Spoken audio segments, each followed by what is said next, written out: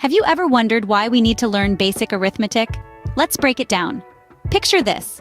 You're at the grocery store, trying to stay within your budget, or in your kitchen, having a recipe. These everyday tasks require a grasp of basic arithmetic.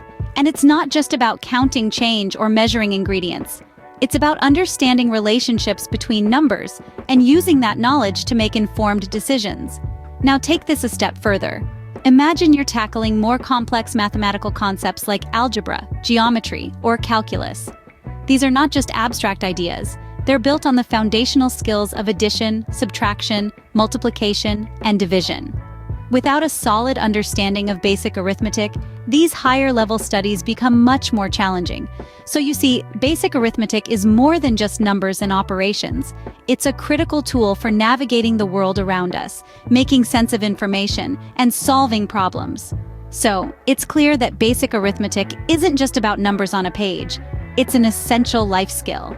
Now let's dive into the first operation, addition. Picture this. You have 2 apples in one hand and 3 apples in the other. How many apples do you have in total?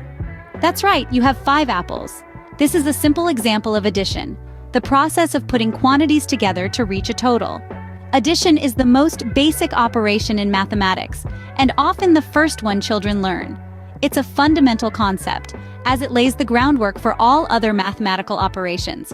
Think of it as the building block to understanding more complex equations and problems. But it's not just about apples. You can add anything. 2 coins plus 3 coins equals 5 coins, 3 books plus 4 books equals 7 books, and so on.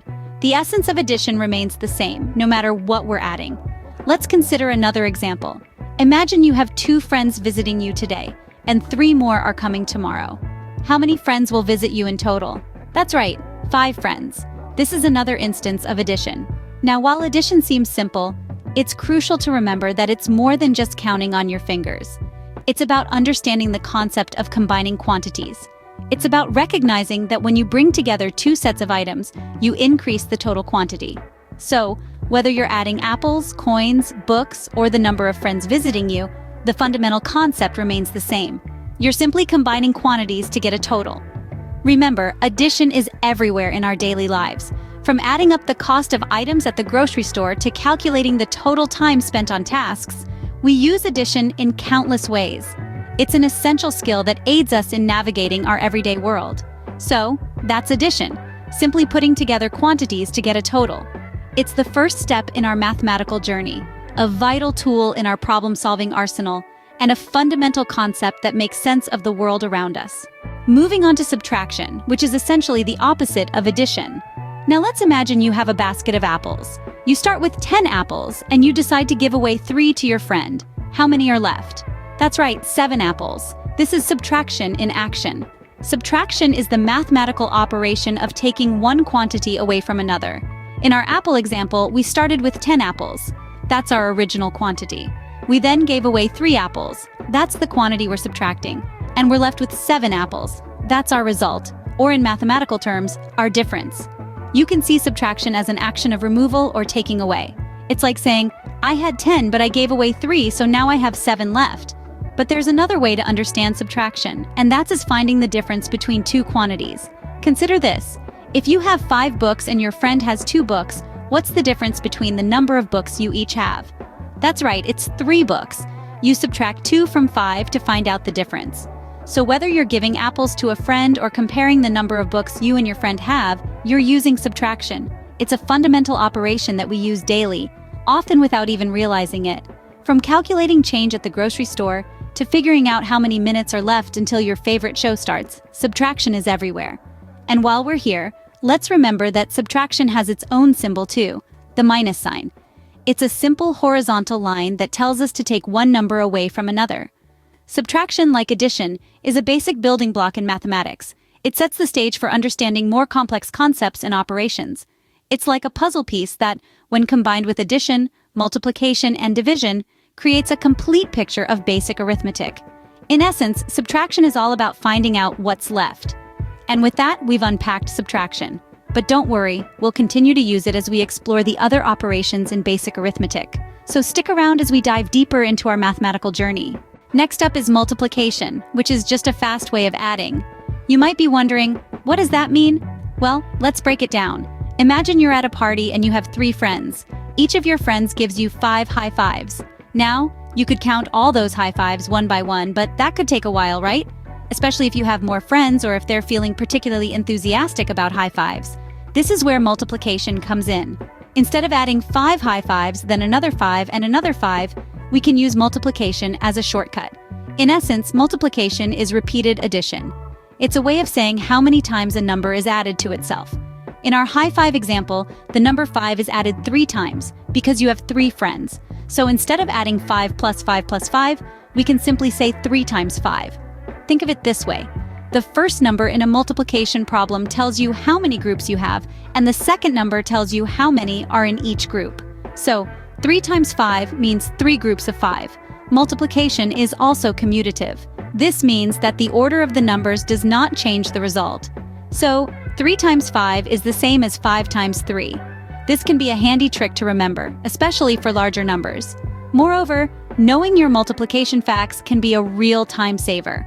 For example, knowing that 9 times 8 is 72 off the top of your head can make more complicated math problems easier to solve. So, why do we need multiplication? It's a tool that helps us add numbers more quickly and efficiently, especially when those numbers are the same and repeated. It's used in a wide variety of situations, from calculating areas and volumes to understanding patterns and relationships between numbers. And that's multiplication in a nutshell. It's like a super-powered version of addition, helping us add numbers together more quickly and efficiently. It's an incredibly useful tool in mathematics and in everyday life. So, multiplication is simply speedy addition. Lastly, we have division, which is the reverse of multiplication. We often think of division as a daunting concept, but it's actually quite straightforward. It's all about splitting a total amount into equal parts. Let's start with a simple, relatable example. Imagine you have a pizza and you want to share it with your friends. What do? You slice it up, of course. If you split the pizza into 8 even pieces, you've just performed a division operation. You've divided the total, one whole pizza, into 8 equal parts. Each slice represents a portion of the whole. Now, let's take this concept a step further. Suppose you have 24 apples and you want to distribute them equally among 6 friends. How many apples does each friend receive? The question you're asking is essentially a division problem. You want to know how many times 6 fits into 24. When you divide 24 by 6, you find that each friend will receive 4 apples. Division, in essence, answers the question of how many times a number can fit into another. It's a way of distributing a total quantity into equal parts, whether it's slices of a pizza or apples among friends. But what happens if the total quantity can't be split evenly? Let's say you have 5 cookies, but you have 2 friends to share with. When you divide 5 by 2, you get a remainder. This is where the concept of fractions or decimals comes into play.